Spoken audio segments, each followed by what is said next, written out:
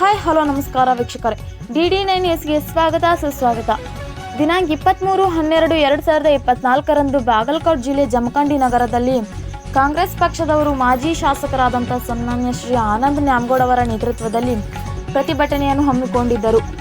ಲೋಕಸಭೆಯಲ್ಲಿ ಕೇಂದ್ರ ಗೃಹ ಸಚಿವರಾದಂಥ ಶ್ರೀ ಅಮಿತ್ ಶಾ ಅವರು ಭಾರತ ರತ್ನ ಸಂವಿಧಾನ ಶಿಲ್ಪಿಯಾದಂಥ ಡಾಕ್ಟರ್ ಬಾಬಾ ಸಾಹೇಬ್ ಅಂಬೇಡ್ಕರ್ ಅವರ ಬಗ್ಗೆ ಹಗುರವಾಗಿ ಮಾತನಾಡಿದ್ದನ್ನು ಖಂಡಿಸಿ ಹಾಗೂ ವಿಧಾನ ಪರಿಷತ್ ಸದಸ್ಯರಾದಂಥ CT ರವಿ ಅವರು ಬೆಳಗಾವಿ ವಿಧಾನಸಭೆ ಅಧಿವೇಶನದಲ್ಲಿ ಸಚಿವೆಯಾದಂಥ ಶ್ರೀಮತಿ ಲಕ್ಷ್ಮೀ ಹೆಬ್ಬಾಳ್ಕರ್ ಅವರಿಗೆ ಅವಾಚ್ಯ ಪದ ಬಳಸಿ ಮಾತನಾಡಿದ್ದನ್ನು ಖಂಡಿಸಿ ಜಮಖಂಡಿ ನಗರದ ಹಳೆ ತಹಸೀಲ್ದಾರ್ ಕಚೇರಿಯಿಂದ ಪ್ರಾರಂಭವಾದಂಥ ಪ್ರತಿಭಟನೆ ಮೆರವಣಿಗೆಯು ಪ್ರಮುಖ ಬೀದಿಗಳಲ್ಲಿ ಸಂಚರಿಸುತ್ತಾ ಪ್ರತಿಭಟನಾಕಾರರು ಅಮಿತ್ ಶಾ ಹಾಗೂ CT ರವಿ ವಿರುದ್ಧ ಘೋಷಣೆಗಳನ್ನು ಕೂಗುತ್ತಾ ತಮ್ಮ ಆಕ್ರೋಶವನ್ನು ಹೊರಹಾಕಿದರು ಮತ್ತು ದೇಸಾಯಿ ವೃತ್ತದ ಮುಂದೆ ಮಾನವ ಸರಪಳಿಯನ್ನು ನಿರ್ಮಿಸುವ ಮೂಲಕ ಕೆಲವು ಹೊತ್ತು ರಸ್ತೆ ಬಂದು ಮಾಡಿ ತಮ್ಮ ಆಕ್ರೋಶವನ್ನು ವ್ಯಕ್ತಪಡಿಸಿದರು.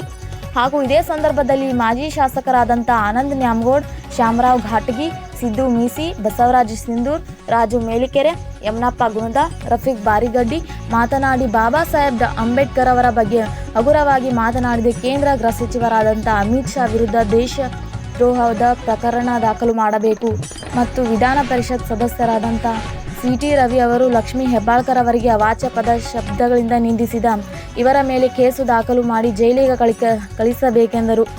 ಇದೇ ಸಂದರ್ಭದಲ್ಲಿ ಕಾಂಗ್ರೆಸ್ ಪಕ್ಷದ ಕಾರ್ಯಕರ್ತರು ಹಾಗೂ ಮುಖಂಡರು ಸೇರಿಕೊಂಡು ತಹಶೀಲ್ದಾರ್ ಸದಾಶಿವ್ ಮುಖೋಜಿ ಅವರ ಮೂಲಕ ರಾಷ್ಟ್ರಪತಿಗಳಿಗೆ ಮನವಿಯನ್ನು ಸಲ್ಲಿಸಿದರು. ಸಂಪಾದಕರು ದಿಲೀಪ್ ದಾಶ. ಮುಂದಿನ ಸುದ್ದಿಯೊಂದಿಗೆ ಮತ್ತೆ ಭೇಟಿಯಾಗೋಣ. ನಮಸ್ಕಾರ ವೀಕ್ಷಕರೇ.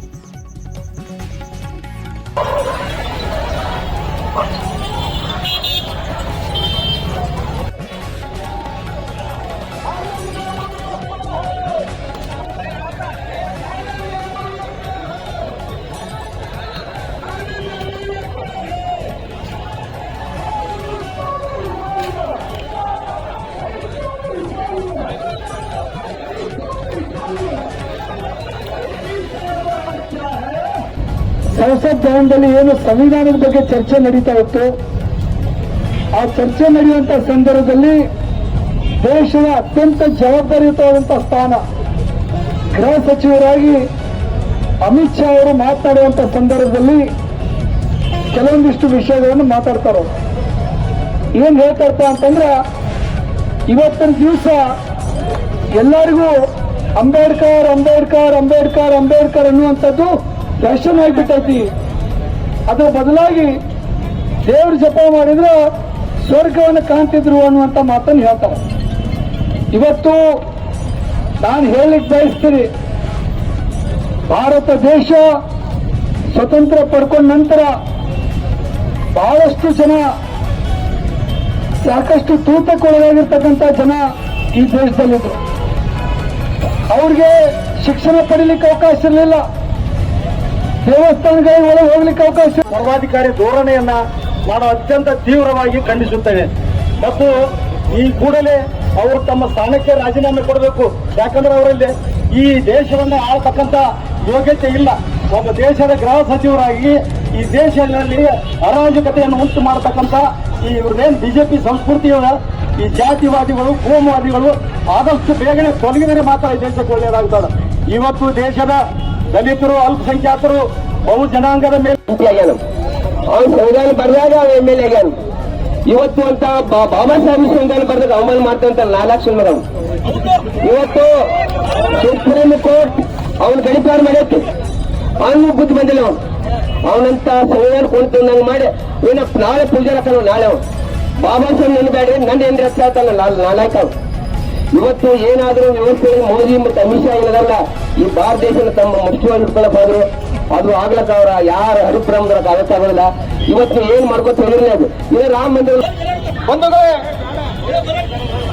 ಇವತ್ತು ಈ ಜಗತ್ತ ಡಾಕ್ಟರ್ ಬಾಬಾ ಸಾಹೇಬ್ ಅಂಬೇಡ್ಕರ್ ಅವರ ವಿಚಾರ ಆಚಾರಗಳನ್ನ ಒಪ್ಪುವಂತ ಸಂದರ್ಭದಲ್ಲಿ ಏನು ಕೋಮುವಾದಿ, ಜಾತಿವಾದಿ ಮತ್ತು ಮತೀಯವಾದಿ ಬಿಜೆಪಿ ಈ ದೇಶವನ್ನ ಒಡೆಯುವ ಕೆಲಸ ನಡೀತಾವೆ ಅಂತಕ್ಕಂಥ ಮಾತನ್ನು ಕೂಡ ನಾವು ಹೇಳಬೇಕಾಗ್ತದೆ.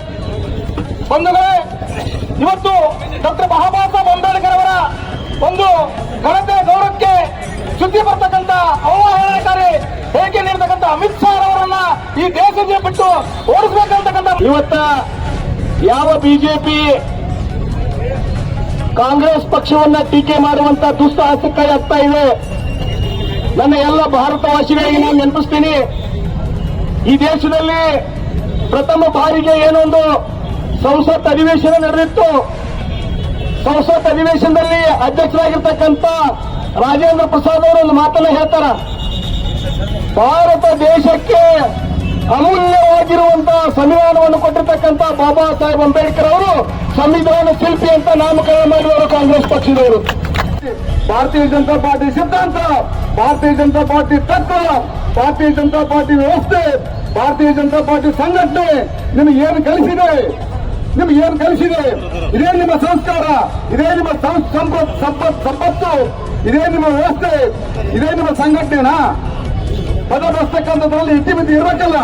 ಅದು ಯಾವುದನ್ನು ಧಿಕ್ಕರಿಸಿ ಒಬ್ಬ ಹೆಣ್ಣು ಮಗಳು ಅಕ್ಕಿನ ಅವರು ರಾಣಿ ಚೆನ್ನಮ್ಮ ವಂಶಸ್ಥರಾಗಿರ್ತಕ್ಕಂಥ ಆ ಚೆನ್ನಮ್ಮನ ರಕ್ತವನ್ನು ಹಚ್ಚಿಕೊಂಡು ಹುಟ್ಟಿರ್ತಕ್ಕಂಥ ವೀರರಾಣಿ ಅಗಿರೋದು ಕಿತ್ತೂರು ಚೆನ್ನಮ್ಮನೆ ಲಕ್ಷ್ಮೀ ಹೆಬ್ಬಾಳ್ಕರ್ ಮೇಡಮ್ ಅವರೊಬ್ಬರು ವೀರರಾಣಿ ಕಿತ್ತೂರು ಚೆನ್ನಮ್ಮನೆ. ಅವರಿಗೆ ಪದ ಬರ್ತಕ್ಕಂಥ ಸಂದರ್ಭದಲ್ಲಿ ನಾವು ಮಾಡಿರ್ತಕ್ಕಂಥ ಅಪಚಾರದ ಪರಿಣಾಮ ಇವತ್ತು ನಾನು ಆಗ್ರಹವನ್ನ ಮಾಡ್ತೇನೆ.